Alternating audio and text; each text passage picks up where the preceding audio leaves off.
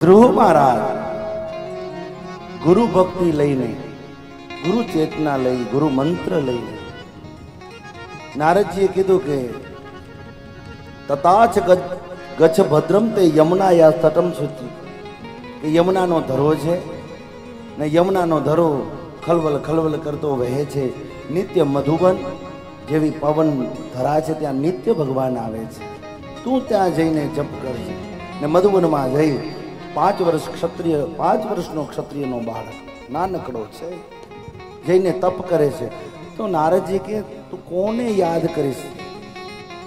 કે ચિત્ર તૈયાર કરી દો. એટલે શાબ્દિક ચિત્ર તૈયાર થયો.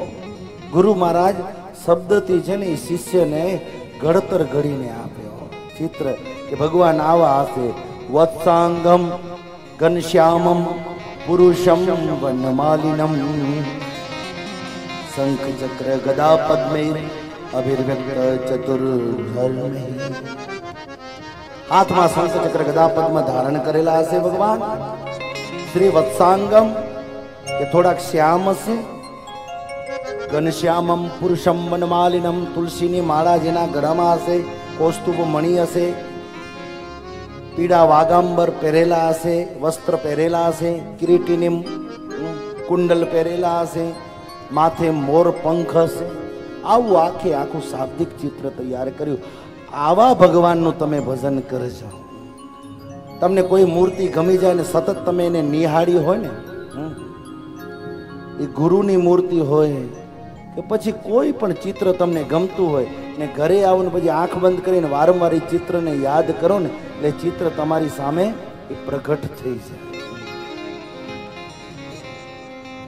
ભલે ને પછી ગુરુ મહારાજ વારંવાર તમારા ઘરે ના હોય, પણ એ શાબ્દિક ચિત્ર તૈયાર થાય એટલે ગુરુ મારા આંગણીએ પધાર્યા.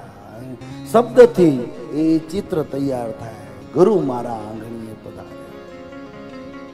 આવું ભાવ ગુરુ આવે, સંત આવે. તમે દિવસમાં દરરોજ પ્રાર્થના કરજો. એક ફોરેનર લોકો જેને થેલીપતિ કહે છે, યુવાનસી, તમે વારંવાર જેનું સ્મરણ કરો અથવા બિલકુલ હૃદયની નજદીક રાખીને જેને યાદ કરો ને, એટલે એ તાર પ્રકૃતિ આપોઆપ ત્યાં પહોંચાડી દે છે. એને થેલીપતિ કહેવાય.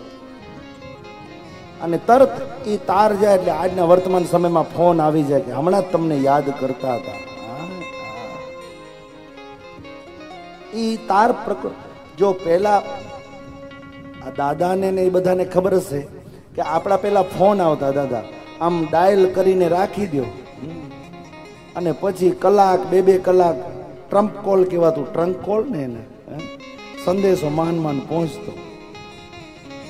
ને પછી ધીરે ધીરે એ ફ્રીક્વન્સીમાં સુધારો આવ્યો, એટલે ટેલિફોન નંબર લગાડ્યો ને કરો વાત.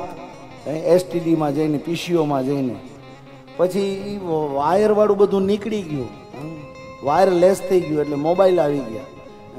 હવે તો પરદેશમાં બેઠો હોય અને અહીંયાથી આપણે જોવું હોય તો આપણે જોઈ શકીએ છીએ. આ કામ કોણ કરે છે ખબર છે? તમને લાગે છે મોબાઈલ કરે છે, પણ આ કામ પવનદેવ કરે છે. અમારા વરુણદેવ કરે છે. એના બધા તાર ક્યાં બધા બિછાવેલા છે તમે જોયા છે? એની ફ્રીક્વન્સીઓ, એ ટાવર લાગેલા છે આકાશમાં, એ પવન દ્વારા ત્યાં બધું પહોંચે છે. તમે એમ ન માનતા કે આ બધી કંપનીઓ કામ કરી રહી છે.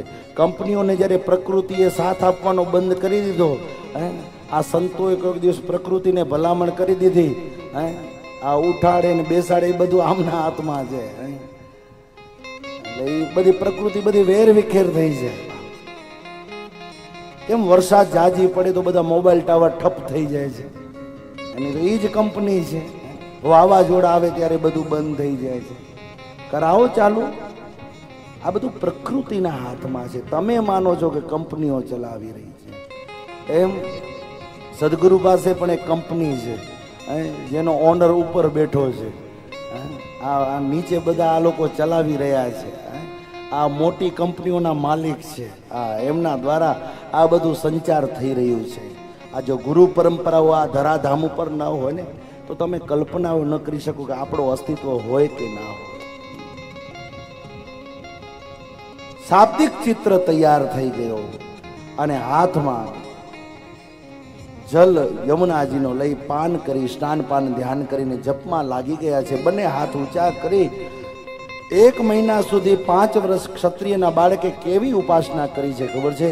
ત્રિરાત્રાંતે ત્રિરાત્રાંતે કપિથ ગજરાસન આત્મવૃત્યુનુસારેણ માસમ નિમિયે ચ હરિ.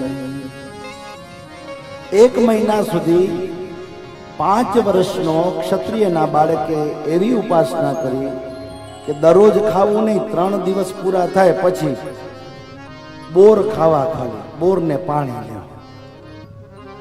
1 મહિના સુધી આવું વ્રત આ ક્ષત્રિયના બાળકે ધ્રુવ મહારાજે કર્યું.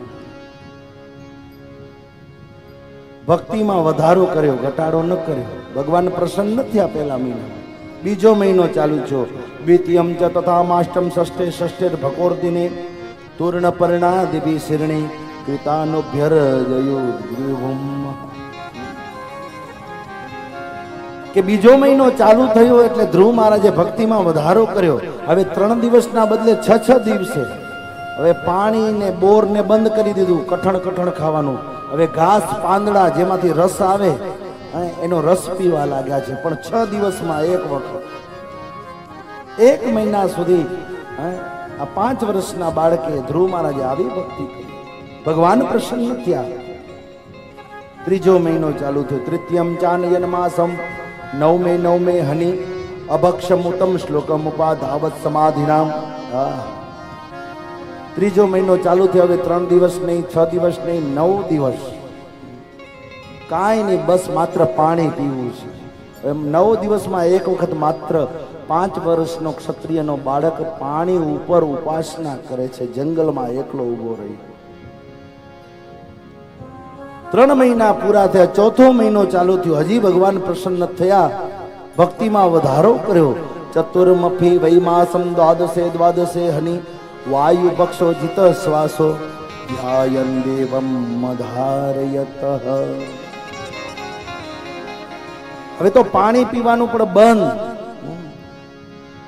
આ 3, 6 ને 9 વાળો આંકડો પાર કરી ગયા. હવે 12 દિવસ, 12 દિવસમાં એક વખત માત્ર ને માત્ર